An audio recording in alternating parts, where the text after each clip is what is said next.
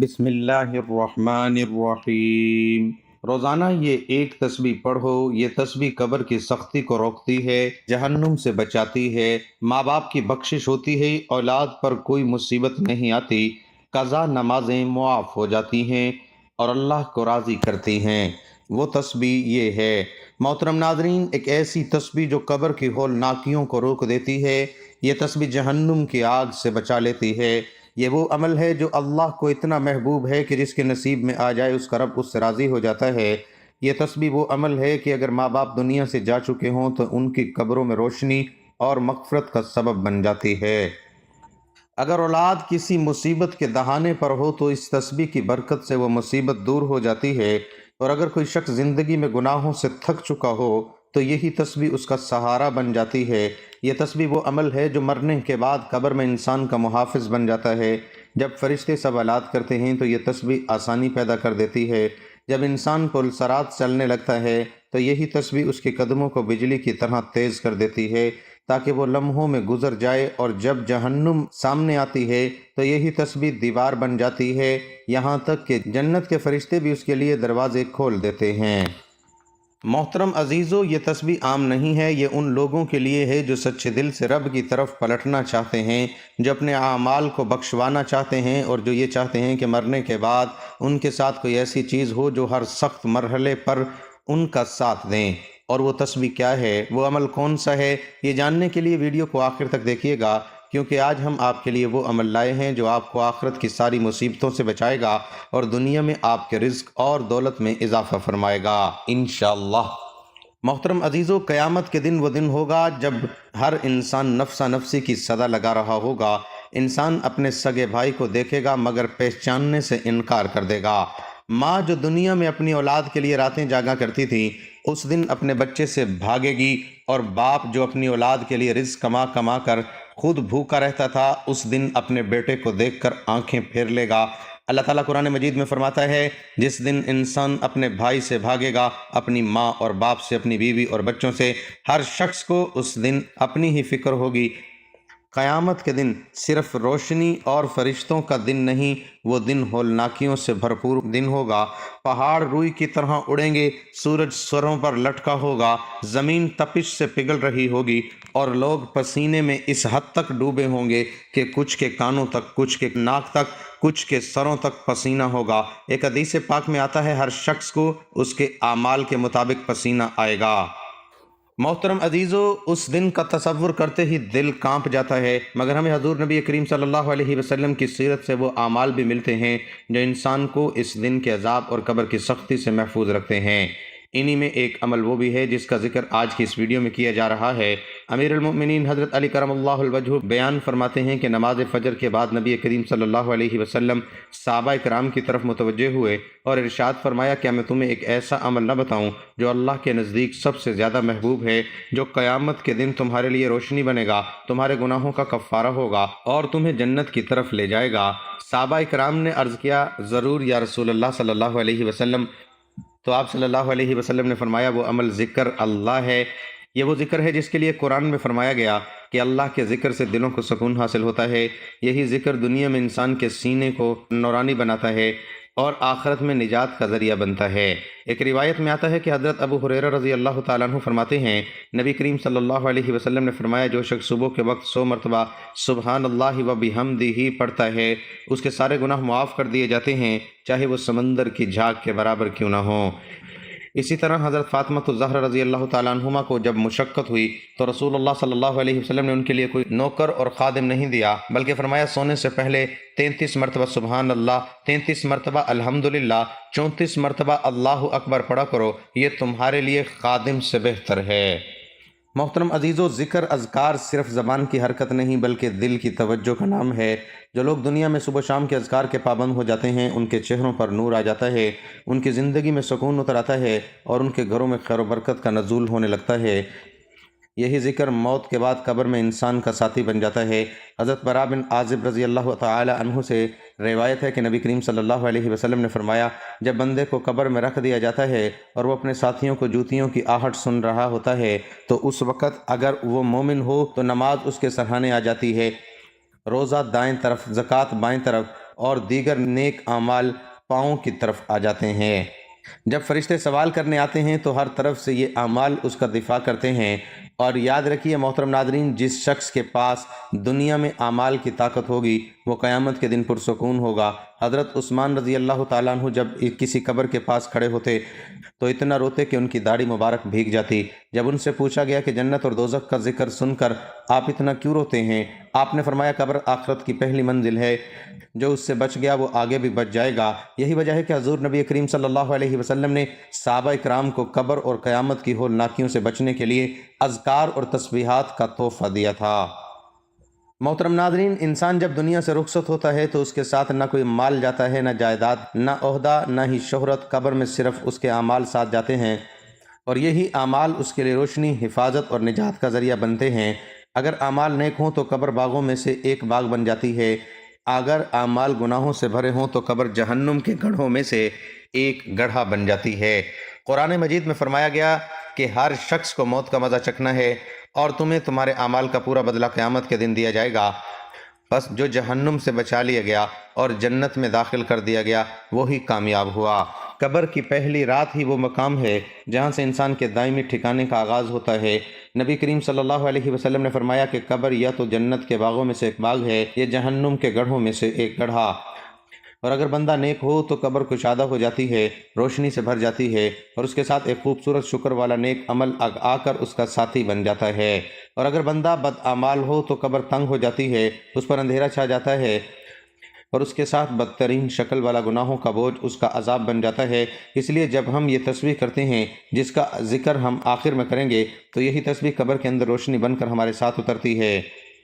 نبی کریم صلی اللہ علیہ وسلم نے فرمایا جب بندہ قبر میں رکھا جاتا ہے تو اگر وہ ذکر الہی کا عادی ہوتا ہے تو قبر کہتی ہے مرحبا اے پاکیزہ روح، تیرے لیے میری گہرائی خوشبو سے بھری ہو جائے، تیرے لیے کشادگی کر دی جائے گی، تیرے لیے نور بچھا دیا جائے گا۔ اور اگر وہ گناہوں کا عادی ہو تو قبر کہتی ہے تو میرے لیے ناپاک ہے، تیرے لیے تاریکی ہوگی، تیرے لیے عذاب ہوگا۔ اسی طرح محترم ناظرین، نبی کریم صلی اللہ علیہ وسلم نے فرمایا کہ 3 چیزیں قبر تک ساتھ جاتی ہیں، 2 واپس آ جاتی ہیں، 1 باقی رہتی ہے۔ مال، اہل و عیال اور اعمال قبر تک ساتھ جاتے ہیں، اہل و عیال اور مال واپس آ جاتے ہیں، اور اعمال وہی ہوتے ہیں جو انسان کے ساتھ قبر میں رہتے ہیں۔ اور ان اعمال میں سب سے وزنی اور مضبوط عمل ذکر الہی ہے، کیونکہ یہ تسبیح نہ صرف انسان کے گناہوں کا کفارہ بن جاتی ہے بلکہ اس کی قبر کو ٹھنڈک اور سکون کا گہوارہ بنا دیتی ہے۔ حضرت معاذ بن جبل رضی اللہ تعالیٰ عنہ روایت کرتے ہیں کہ نبی کریم صلی اللہ علیہ وسلم نے فرمایا کہ قبر کی سختی سے وہی شخص بچتا ہے جو دنیا میں کثرت سے اللہ کا ذکر کیا کرتا ہے۔ اور محترم ناظرین، اس تسبیح کے اثرات انسان کی اولاد پر بھی پڑتے ہیں، کیونکہ اللہ تعالیٰ نیک ماں باپ کی دعاؤں اور اعمال کے صدقے اولاد کو فتنوں سے محفوظ رکھتا ہے۔ قرآن مجید میں حضرت خضر علیہ السلام کا واقعہ بیان ہوا ہے کہ انہوں نے ایک دیوار کو بغیر اجرت کے اس لیے درست کیا کیونکہ اس کے نیچے 2 یتیم بچوں کا خزانہ تھا اور ان کا باپ نیک تھا۔ اللہ نے ان کے بچوں کی مال کی حفاظت ایک نیک باپ کے صدقے میں فرمائی۔ یہی برکت اس تسبیح کے ذریعے بھی حاصل ہوتی ہے، کیونکہ جب بندہ اللہ کا ذاکر بن جاتا ہے تو اس کی اولاد کے لیے بھی آسمان سے حفاظت نازل ہوتی ہے، انہیں مصیبتوں سے بچایا جاتا ہے، ان کے رزق میں برکت ڈال دی جاتی ہے، ان کے دلوں میں سکون اتارا جاتا ہے اور ان کے راستے آسان کیے جاتے ہیں۔ نبی کریم صلی اللہ علیہ وسلم نے فرمایا کہ ایک بندے کے درجے جنت میں بلند ہوتے ہیں اور وہ پوچھتا ہے یا اللہ یہ کیسے ہوا؟ تو فرمایا جاتا ہے تیری اولاد کے تیرے لیے کہے گئے استغفار کی وجہ سے۔ تو جو شخص خود اللہ کے ذکر میں مشغول رہے اور اپنی زبان کو تسبیح سے تر رکھے، اللہ تعالیٰ اس کی اولاد کے دلوں میں ہدایت ڈال دیتا ہے اور ان کی زندگیوں کو مصیبتوں سے بچاتا ہے۔ اور اسی طرح یہ تسبیح پل صراط پر روشنی اور رفتار کی صورت میں مددگار بن جاتی ہے، کیونکہ وہ دن سخت ترین ہوگا۔ نبی صلی اللہ علیہ وسلم نے فرمایا ہر شخص کو پل صراط سے گزرنا ہوگا، کچھ لوگ بجلی کی رفتار سے گزریں گے، کچھ ہوا کی طرح، کچھ گھوڑے یا اونٹ کی طرح، اور کچھ گھسیٹتے ہوئے چلتے ہوئے گزریں گے۔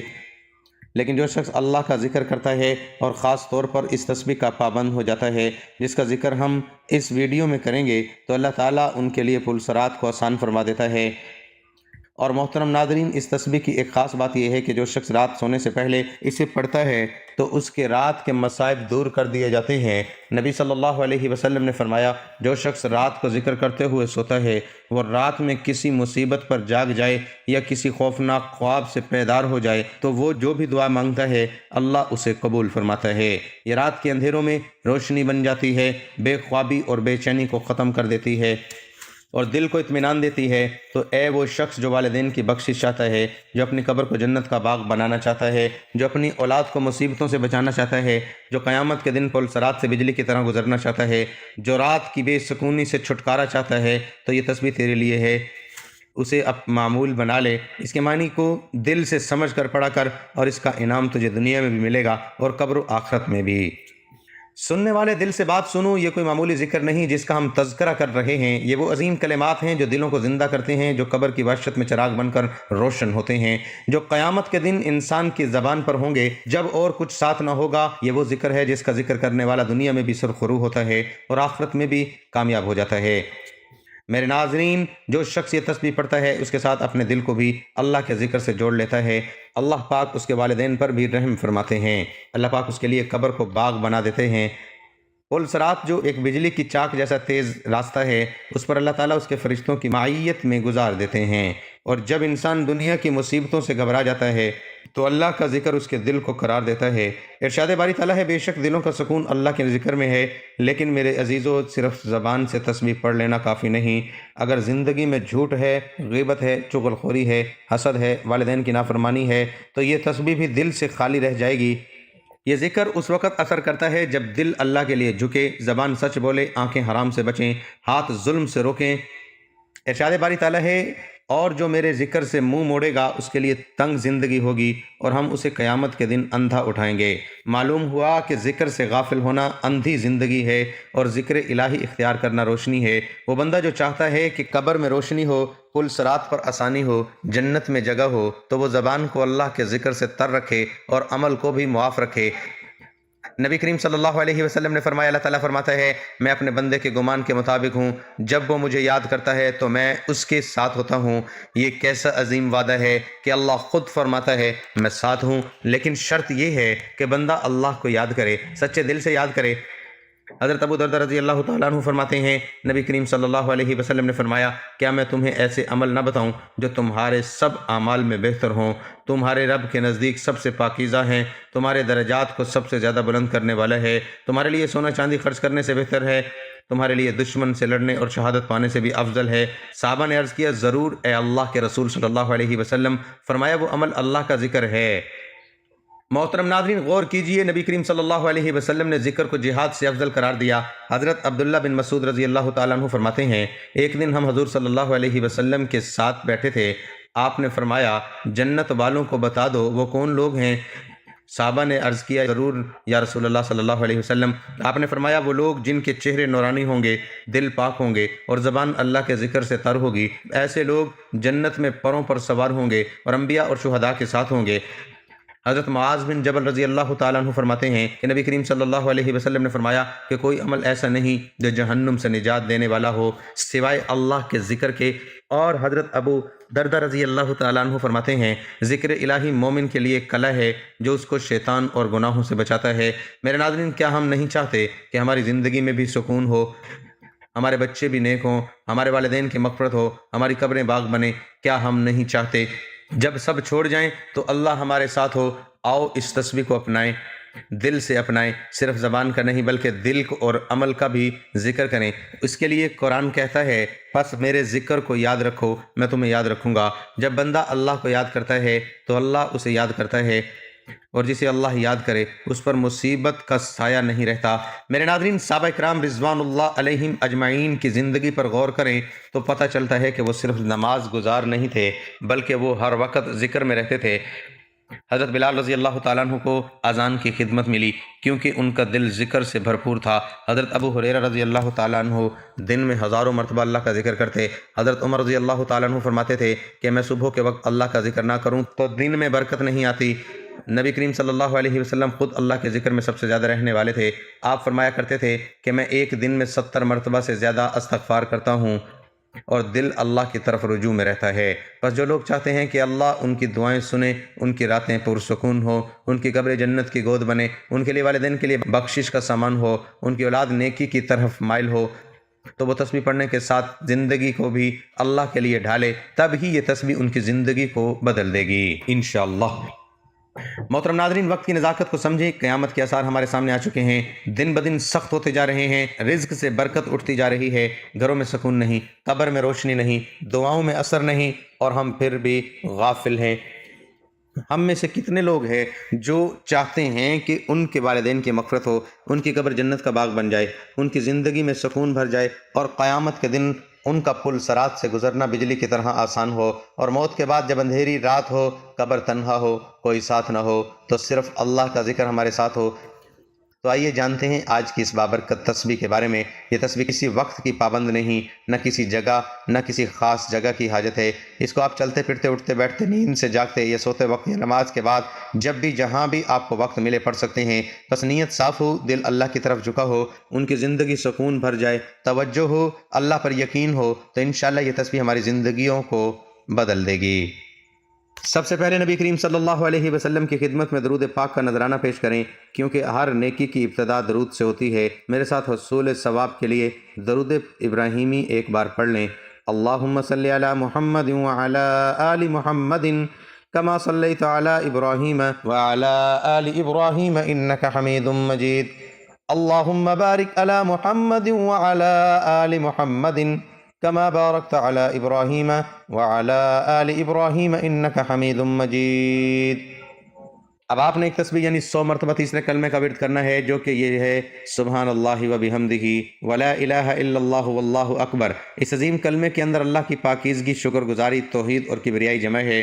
اس کا ترجمہ ہے اللہ پاک ہے، تمام تعریفیں اللہ کے لیے، اللہ کے سوا کوئی معبود نہیں، اور اللہ سب سے بڑا ہے۔ یہ کلمات جنت کے خزانے ہیں۔ نبی کریم صلی اللہ علیہ وسلم نے فرمایا، یہ کلمات میرے لیے دنیا و مافیہ سے بہتر ہیں۔ یہ وہ کلمات ہیں جن کے ذریعے قبر کے اندھیرے روشنی میں بدل جاتے ہیں، اور یہ وہ ذکر ہے جس سے قیامت کے دن میزان میں وزن بھرا جاتا ہے۔ جو شخص ان کو 100 مرتبہ روز پڑھے، اللہ اس کے والدین کی قبریں روشن فرما دیتا ہے، اس کے رزق میں برکت عطا فرماتا ہے، اور سب سے بڑھ کر یہ کہ اللہ اس سے راضی ہو جاتا ہے۔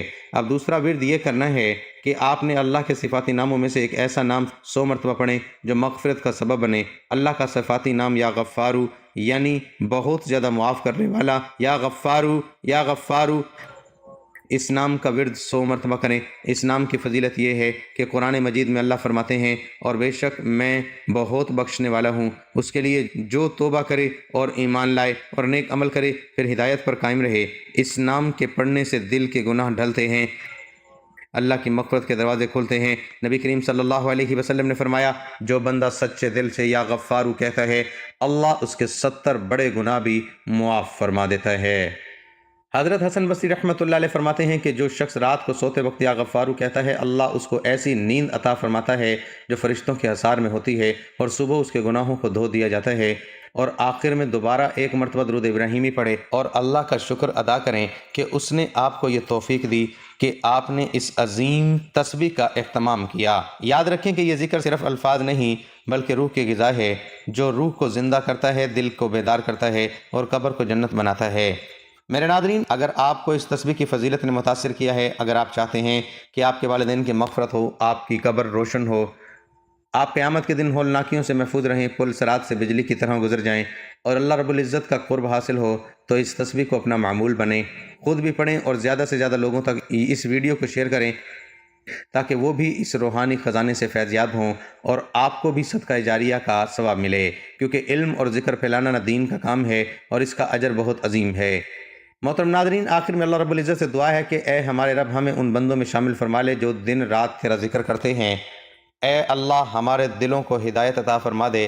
اے اللہ، ہمارے والدین پر رحم فرما، ان کی قبروں کو نور سے بھر دے، ان کے گناہوں کو معاف فرما، ان کے درجات بلند فرما، ان پر عذاب قبر نہ نازل ہونے دے۔ اے اللہ، جس طرح ہم نے ان کی زندگی میں خدمت کی کوشش کی، اسی طرح اب ان کی بخشش کی التجا کرتے ہیں۔ اے اللہ، ان کے صدقے ہمیں نیک اور فرما بردار اولاد بننے کی توفیق دے۔ اے پروردگار، ہمیں قیامت کے دن کی ہولناکیوں سے محفوظ فرما۔ جب سورج سروں پر ہو، جب ماں اپنے بچوں کو بھول جائے، جب ہر انسان نفس نفسی میں ہو، تو اسی دن ہمارا دامن اپنے کرم سے بھر دے۔ اے اللہ ہمیں عذاب قبر سے بچا جو اندھیری تنہا کوٹھڑی ہے۔ اے رب ہمیں ایسا ذکر عطا کر جو اس اندھیرے میں چراغ بن جائے۔ اے اللہ ہمیں پل صراط سے بجلی کی طرح گزار دے، ہمیں جہنم کی لپیٹ سے بچا، ہمیں جنت الفردوس میں اپنے نبی کریم صلی اللہ علیہ وسلم کا ساتھ نصیب فرما دے، اور ہمیں ان لوگوں میں شامل فرما جو تیرے محبوب بندے ہیں، آمین۔ محترم ناظرین، آخر میں آپ سے گزارش ہے کہ اللہ رب العزت کے بابرکت ناموں میں سے ایک نام کمنٹس میں حصول برکت اور ثواب کے لیے تحریر فرما دیں۔ اللہ رب العزت ہم سب کا حامی و ناصر ہو۔